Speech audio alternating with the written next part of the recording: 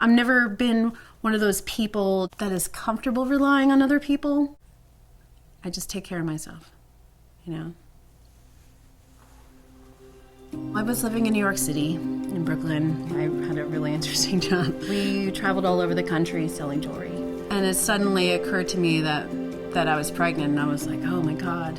My daughter's father wasn't exactly warming up to the idea of becoming a father. I decided that I was just gonna do it on my own.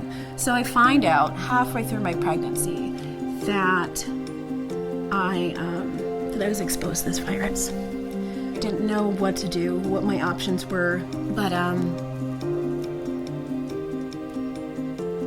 was committed to moving forward with it regardless of what was gonna happen, and face whatever it took to take care of my child. I have a sick baby who needs to go to the doctor once a week to get her blood tested. I ended up getting a job at like a craft store, knowing that I wasn't going to be able to go back to traveling anymore. And I was only part-time. The place where I was living, he wasn't really comfortable with me staying, having a child there too. And so I had to find a different place to live. That is when I needed to move into a shelter. I'm kind of in a panic. You know, I kind of feel really isolated and alone. I remember the first time I met Carrie Ann. I remember looking at her and walking up to her and starting a conversation. She was an amazing woman who had accomplished many things in her life previous to the situation that she found herself in a homeless shelter. But she didn't recognize it. She didn't see it. What she saw was a failure. But what we saw was a woman with tremendous skill, tremendous talent, with a motivation and a desire and a commitment to create a life not just for herself, but for her daughter. Diana Morrison, she is amazing. She made us feel like a part of her family, which was so important, especially at the point where we were.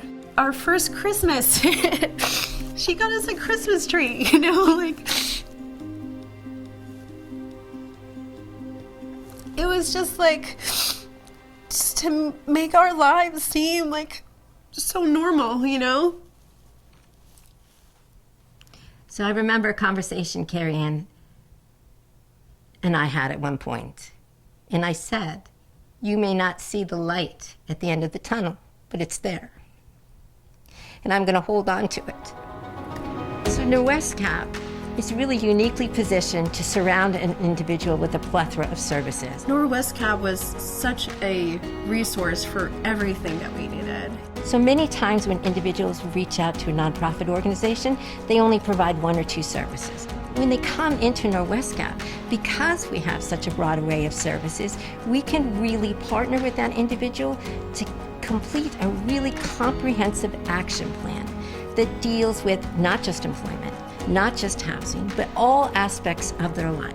Heating assistance, childcare assistance, we have matched savings accounts, housing assistance, emotional support, health access, and all of these services surround an individual when they walk through our door.